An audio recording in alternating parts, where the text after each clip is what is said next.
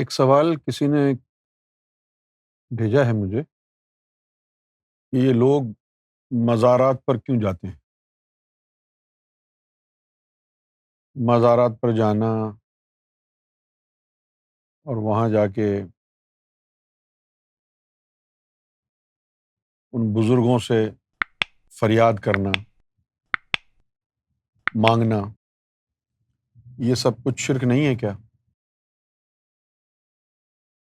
اس کے علاوہ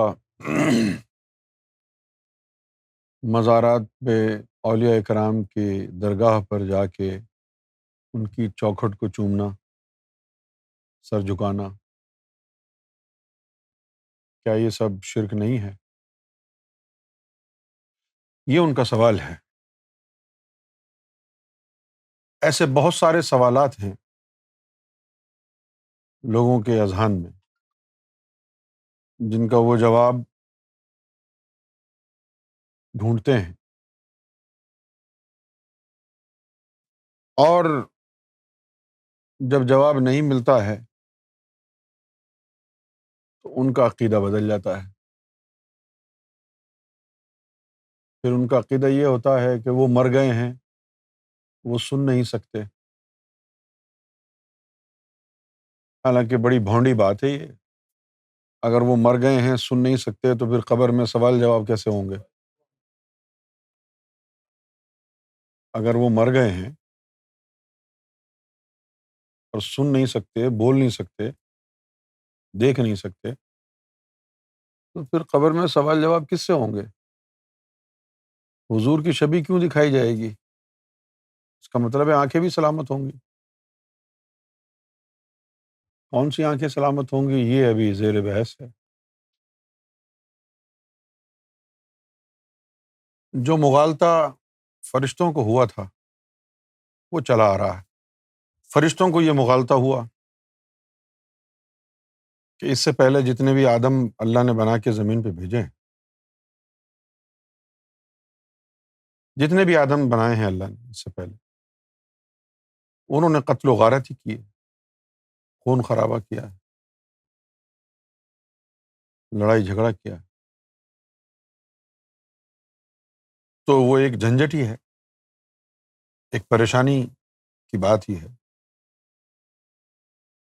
فرشتوں نے جب آدم صفی اللہ کے جسم کو بنتے ہوئے دیکھا، انہوں نے اللہ سے اعتراض کیا کہ تم پھر بنا رہے ہیں،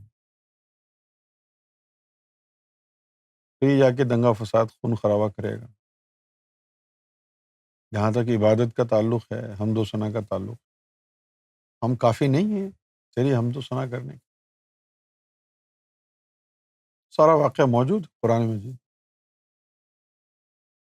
اللہ نے کہا کہ اس آدم کو میں خاص تعلیم دے رہا ہوں، باطنی علم دے رہا ہوں، یہ دنگا فساد نہیں کرے گا۔ اگر تمہارے پاس وہ علم ہے تو بتاؤ، تم کہہ رہے ہو کہ ہم عبادت کریں گے، بتاؤ پھر کیا علم ہے تمہارے پاس؟ انہوں نے کہا جی ہمیں آپ نے وہ علم دیا نہیں، ہم بتائیں کیسے؟ تو جس کو وہ عظمت والا علم مل گیا تو وہ رب کا فرما بردار ہو گیا، محبت کرنے والا ہو گیا، امن اور شانتی والا ہو گیا۔ اور جن کو وہ باطنی تعلیم میسر نہیں آئی تو وہ دنگا فساد ہی کر رہے ہیں، خون خرابہ کر رہے ہیں وہ آپ کے سامنے۔ اسی طریقے سے یہ جو لوگ مر جاتے ہیں، ان کے بارے میں بھی کوئی خاص تعلیم، وضاحت، صراحت، شفافیت کے ساتھ قرآن و حدیث میں موجود نہیں ہے۔ اگر موجود ہوتی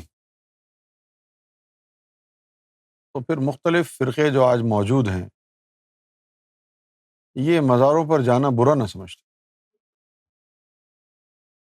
ان سے مدد مانگنے کو برا نہ سمجھتے۔ اگر یہ تعلیم ہوتی قرآن میں تو کیوں بھائی؟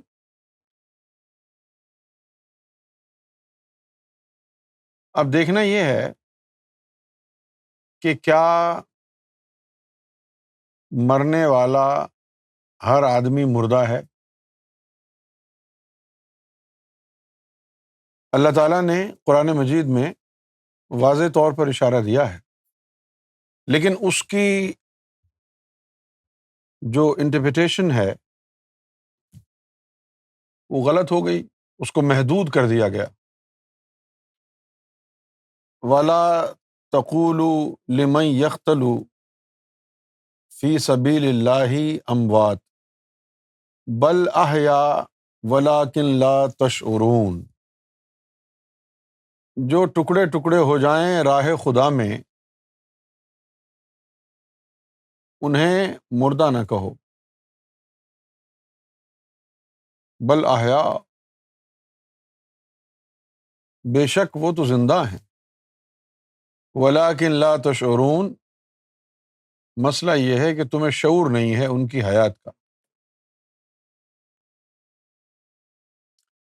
وہ تعلیم ہے نہیں۔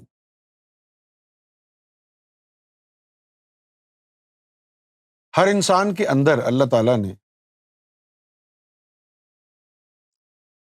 5 روحیں سینے میں رکھی ہیں، ایک روح دماغ میں رکھی ہے۔ یہ 6 ارواح ہیں جن کو ہم سماوی ارواح کہتے ہیں، اور ان 6 ارواح کے ذریعے اگر ان کو بیدار کر لیا جائے تو انسان کی زندگی میں ہی یہ ارواح اس کے جسم سے نکل کے باہر مختلف مشغولیات میں، معمولات میں لگ جاتی۔ آپ نے سنا ہوگا بزرگوں سے کہ درویش کی نماز عرش معلیٰ میں ہوتی ہے۔ عرش معلیٰ میں یہ جسم تو نہیں جاتا نا، وہی روحیں جو ہم نے بیدار کی ہیں سینے میں ہیں، ان میں سے ہر روح کا کسی ایک عالم سے تعلق ہے۔ لطیفہ قلب کا تعلق عالم ملکوت سے، لطیفہ روح کا تعلق عالم جبروت سے ہے۔ مومن کے لیے ضروری ہے کم سے کم عالم جبروت تک تو اس کی رسائی ہو، کیونکہ عالم جبروت میں ہی بیت المعمور واقع ہے جو کہ اوریجنل کعبہ ہے، وہاں جا کے نماز کی ادائیگی ہو۔ تو مختلف ارواح انسان کے سینے میں اللہ تعالیٰ نے رکھی ہیں، اور یہ ارواح جن کو ہم لطائف بھی کہتے ہیں، ان کی وجہ سے شیطان کو مایوسی ہوئی، ابلیس کو، کہ جی میرے پاس یہ چیزیں ہیں نہیں تو میں ترقی نہیں کر سکتا۔ انسان کو یہ لطائف عطا ہو گئے، اللہ تعالیٰ نے عطا فرما دیے، اس کی وجہ سے وہ اشرف المخلوقات بن سکتا ہے۔ ایک حدیث شریف میں آیا کہ انسانوں میں اور جانوروں میں جو فرق ہے وہ ان لطائف کی وجہ سے ہے۔ انسانوں میں اور جانوروں میں فرق ان لطائف کی وجہ، کیونکہ انسان ان لطائف کی وجہ سے عرش الہی تک پہنچ جاتا ہے، جانور میں وہ لطائف ہیں نہیں تو وہ یہیں رہتا ہے۔ قرآن شریف میں لکھا ہے کہ شجر اور حجر اللہ تعالیٰ کو سجدہ کرتے۔ آپ بھی اگر اللہ تعالیٰ کو سجدہ کرتے ہیں تو شجر اور حجر اور آپ میں کیا فرق ہوا؟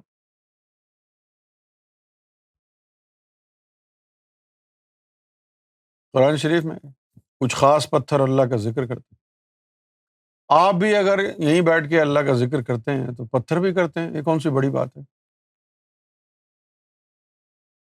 آپ اگر سب سے بہترین مخلوق ہیں تو آپ وہ کر کے دکھائیں نا جو کوئی نہ کر سکے، نہ ملائکہ کر سکے، نہ فرشتہ کر سکے، نہ چرند پرند، نہ حجر و شجر کر سکیں۔ وہ کیا چیز ہے؟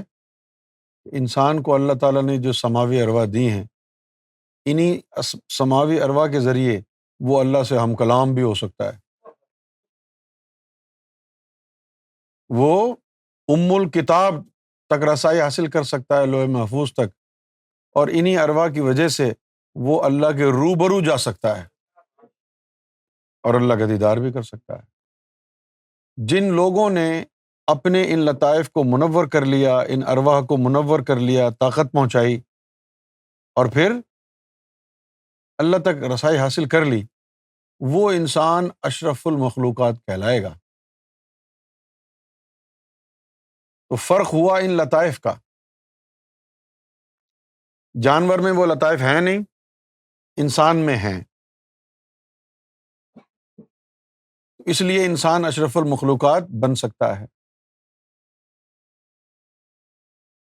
اور اگر جس انسان نے ان لطائف کو چھیڑا ہی نہیں، ان کو بیدار ہی نہیں کیا،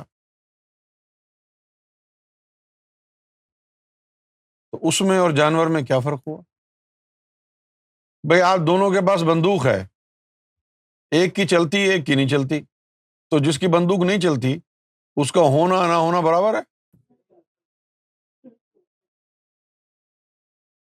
کیوں جی؟ اب وہ کہے کہ نہیں جی میں اس کے برابر ہوں، میرے پاس بھی بندوق ہے۔ بھئی بندوق صرف دکھانے کے لیے تھوڑی ہوتی ہے، بندوق اگر بندوق والا کام نہ کرے تو وہ بندوق بیکار ہے۔ اسی طرح تو انسان ہے، تیرے اندر لطائف تھے، تو نے اللہ کو ناراض کیا، اللہ نے تیرے لطائف پر قفل لگا دیا، تیرے لطائف کی عمر برباد ہو گئی، ان کی زندگی معدوم ہو گئی، اب تو اللہ تعالیٰ تک جا نہیں سکتا۔ جس طرح بھی یہ ویزا وغیرہ ہوتا ہے نا، کسی کے خلاف کوئی کنوکشن وغیرہ ہو جائے تو پھر یہ ویسٹرن کنٹریز اس کو ویزا نہیں دیتے، اس کو بین لگا دیتے۔ اسی طرح یہ جو لطیفے ہیں تمہارے، اگر اللہ تعالیٰ تم سے کو بین لگاتا ہے نا تو تمہارے ان لطائف کی زندگی کو ختم کر دیتا ہے۔ ختم اللہ علی قلوبہم۔ اب جب وہ بین لگ گیا اب تم جا ہی نہیں سکتے اللہ تک۔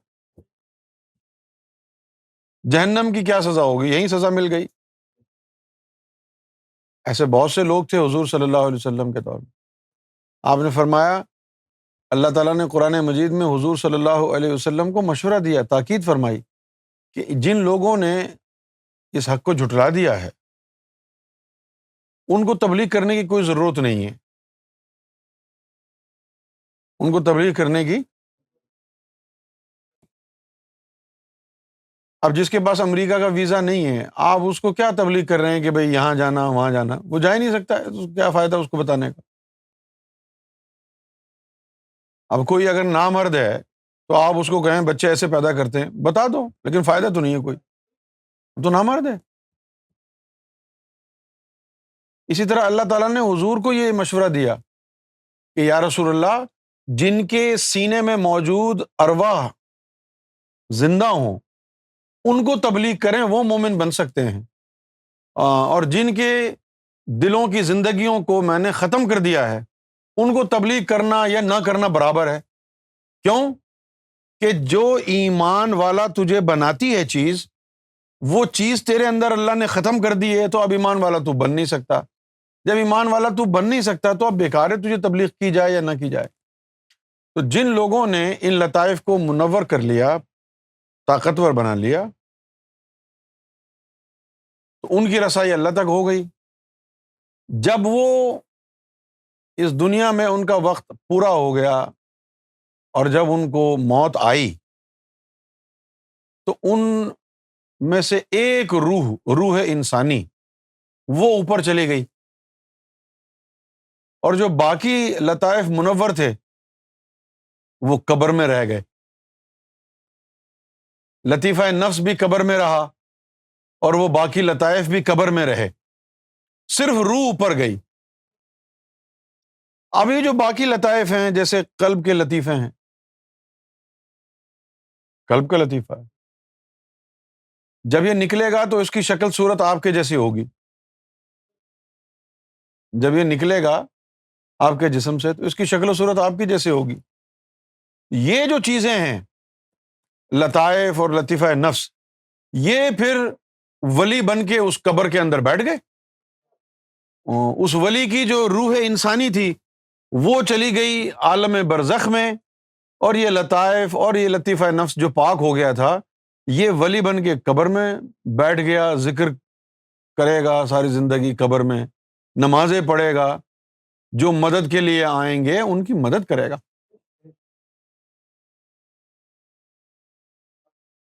اب جب یہ چیزیں انسان کی قبر میں زندہ ہیں، ذکر کر رہی ہیں، نمازیں پڑھ رہی ہیں، اگر ذکر کر سکتی ہیں، نمازیں پڑھ سکتی ہیں، سن بھی سکتی ہیں نا آپ کی التجاؤں کو. کیوں جی؟ اب یہ جو ہمارے سنی ہیں، جب ان کو یہ کہا جاتا ہے، وہ بھی کہتے ہیں کہ حضور کے نام کے ساتھ یا مت لگاؤ، کیونکہ وہ صیغہ ندا ہے، وہ الفاظ اس کو پکارنے کے لیے ہیں جو حاضر ہو. یہ مسلمانوں میں حاضر و ناظر کا بڑا چکر ہے نا. بریلوی کہتے ہیں کہ حضور حاضر ہیں، دیوبندی کہتے ہیں کہ غیر حاضر ہیں.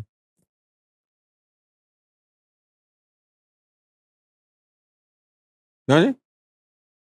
وہ کہتے ہیں جی غیر حاضر ہیں. عام جو ولی ہے، عام ولی، اس کے لطائف جو طاقتور ہیں، وہ لطائف اس کی قبر میں ہوتے ہیں، سنتے بھی ہیں، بولتے بھی ہیں، باہر بھی نکلتے ہیں، لوگوں کی مدد کے لیے بھی جاتے ہیں. تو حضور پاک صلی اللہ علیہ وسلم کی قبر انور کے اندر حضور کی کوئی چیز نہیں ہوگی؟ کیوں نہیں ہے حضور پاک حاضر؟ حاضر ہیں اور ناظر بھی ہیں، لیکن اس کو مانتا کون ہے دل سے اس بات کو؟ جو خود اندر سے زندہ ہے، جن کا اندر اندر مردہ ہو گیا، جن کے دلوں کی زندگی ختم ہو گئی، جن کے دلوں پر اللہ تعالیٰ نے قفل لگا دیے، وہ مردہ ہی سمجھتے ہیں. اور جو جاتے ہیں وہاں پر سلام پڑھتے ہیں اور حضور ان کے سامنے آ جاتے ہیں، وہ کیسے انکار کرے گا؟ بھئی جب سامنے حاضر ہو گئے تو وہ کیسے کہے گا کہ حاضر نہیں ہوئے؟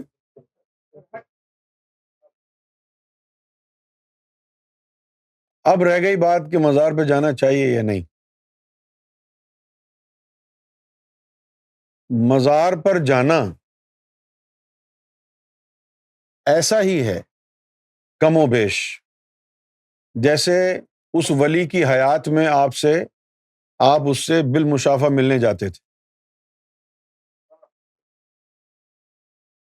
مزار پر جانا ایسا ہی ہے کہ جیسے اس کی ظاہری حیات میں آپ اس سے بالمشافہ ملنے کے لیے جاتے تھے. فرق صرف اتنا ہے کہ پہلے اس کی روحیں جسم میں تھیں، اب وہ قبر کے اندر ہیں. جب جسم میں تھی تب بھی وہ زندہ تھی نا، اب قبر میں ہے تب بھی وہ چیزیں تو زندہ ہی ہیں نا. جب اس ولی کی ظاہری حیات میں گیا تب بھی تیرا ذکر تیز ہو گیا تھا ولی کے پاس جانے سے. جن چیزوں کی وجہ سے تیرا ذکر تیز ہوا تھا وہ چیزیں قبر میں بھی موجود ہیں نا اس کی. اس لیے جب تم مزار پہ گیا، ادھر بھی اللہ ادھر بھی اللہ، دونوں اللہ آپس میں ٹکرائے، رکعت طاری ہو گئی. تو مزاروں پر جانا باعث سعادت ہے، باعث فیض ہے، اور اللہ اور قرآن کے نزدیک خوش قسمت لوگ وہاں جاتے ہیں. کون جاتے ہیں؟ کیونکہ یہ وہ ہستیاں ہیں مزار والے کہ جن کو اللہ تعالیٰ نے اپنی نعمت سے نوازا ہے، انہی کے راستے پر آپ کو چلنا ہے. قرآن مجید میں آیا کہ بھئی ہم کو اللہ تعالیٰ تک پہنچانے والا کون ہونا چاہیے؟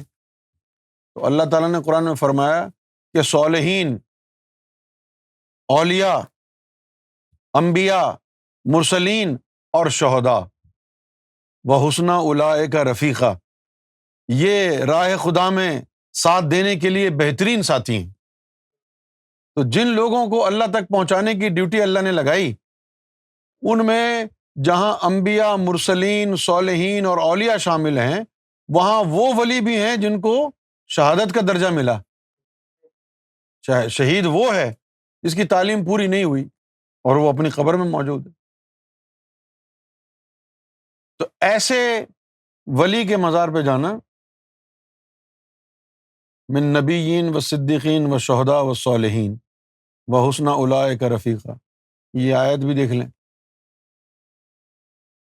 تو آپ اس ولی کے مزار پر جائیں کہ جو کامل مرشد تھا، کامل ولی تھا، اور اس کا آپ کو کیسے پتہ چلے گا؟ جب آپ کے اپنے دل میں اللہ اللہ ہوگا تب آپ کو پتہ چلے گا کہ وہ بھی اللہ والا ہے۔ کیوں جی؟ آپ نے اگر کالا رنگ کبھی دیکھا نہ ہو تو کیسے پہچانیں گے کالا ہے؟ اگر آپ خود اللہ والے نہیں ہیں تو کیسے پہچانیں گے کہ کوئی اللہ والا ہے؟ مزاروں پر جانا چاہیے، لیکن مزاروں پہ جا کے ملتا کیا ہے؟ اس کے لیے پہلے مومن بننا چاہیے، ورنہ مزار پر ٹکرے مار کے آ جاؤ گے جیسے مسجد میں مار کے آ گئے۔ مزار پر جانے کا فائدہ اسی کو ہوگا جس کا قلب اللہ کے نور سے روشن اور منور ہوگا۔ اب رہ گئی بات کہ کیا ان کی چوکھٹ کو چومنا صحیح ہے یا غلط ہے؟ وہ اللہ والے ہیں، اللہ نے ان کو عزت دی ہے۔ قرآن مجید کے اوپر ہم غلاف چڑھاتے ہیں، اس کو بھی چوم لیتے ہیں۔ تو اللہ والے کے در کی چوکھٹ اللہ والے کی نسبت کی وجہ سے مقدس ہے۔ اللہ تعالیٰ تو نیت کو دیکھتا ہے، چوکھٹ کو نہیں دیکھتا۔ تم کسی کی چوکھٹ کو اس لیے چومو گے نا کہ یہ اللہ والے کی چوکھٹ ہے، ورنہ لکڑی تو باہر بھی پڑی ہے۔ تو یہ نسبتوں کو بوسہ لیا جاتا ہے، چوکھٹ کا بوسہ نہیں ہے۔ اب بہت سے لوگ عمران خان کو کہہ رہے ہیں کہ اس نے سجدہ کیا۔ تو بھائی سجدہ نہیں کیا، اس نے بابا فرید کی چوکھٹ کو چوما، اور اس کا یہ عمل بتاتا ہے کہ وہ بندہ، اس کے اندر انانیت اور اکڑ نہیں ہے۔ اور جب اس کے اس عمل سے میرے دل میں بھی یہ اطمینان ہو گیا کہ یہ وہابیوں کے ہتھے نہیں چڑھا۔ لوگ تو کہہ رہے ہیں کہ بھئی تیسری شادی کی ہے اس نے، میں کہتا ہوں بڑا اچھا ہوا یہ شادی کر لی اس نے، کم سے کم اب اس کا عقیدہ خراب نہیں ہوگا۔ پنکی باجی عقیدہ صحیح رکھیں گی نا؟ کیوں بھائی؟ تو مزاروں پر جانا کوئی غلط کام نہیں ہے۔ اب بات رہ گئی کہ کون جا رہا ہے۔ اگر وہ بندہ مزار پہ جا رہا ہے جو کعبے میں جا کے بھی خالی آ گیا تھا، جو کعبہ گیا خالی آ گیا، جو مدینہ گیا خالی آ گیا، تو اس کا مزار پہ جانا فضول ہی ہے نا؟ اس کا تو مزار پہ جانا فضول ہی ہے نا؟ وہ تو کعبے بھی گیا تو کچھ نہیں ہوا نا۔ اگر وہ مزار پہ جا رہا ہے جس کے دل میں اللہ کا نور آ گیا ہے، تو پھر جس مزار پر جائے گا وہ اللہ والے اس کے دل میں نور میں مزید اضافہ کریں گے۔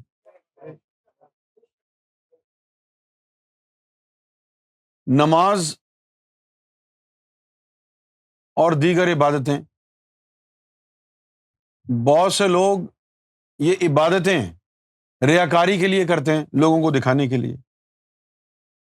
اسی طرح اگر کوئی مزار پر بھی ریاکاری کے لیے جاتا ہے تو بیکار ہے۔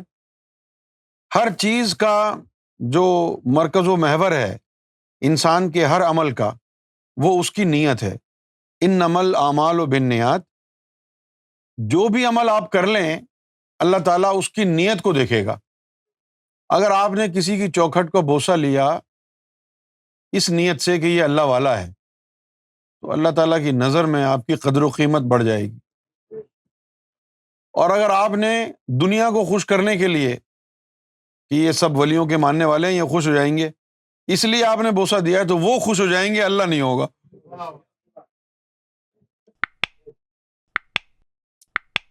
تو جو بھی کام کرو اس کا نتیجہ اس کی نیت کے اوپر منحصر کرتا ہے۔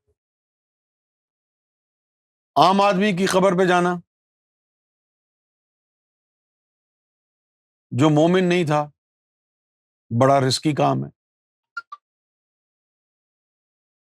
شریعت تو کہتی ہے کہ عورتوں کا قبرستان جانا ممنوع ہے، میں یہ کہتا ہوں کہ مردوں کا بھی ممنوع ہونا چاہیے.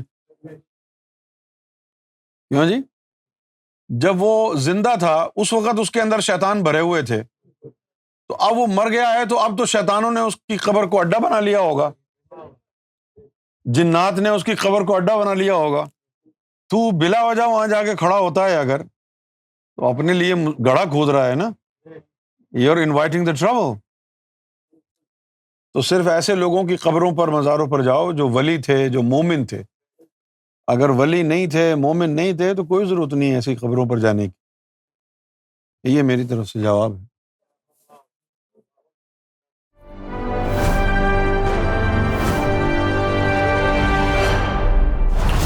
TV, bringing light, love, and peace in your life.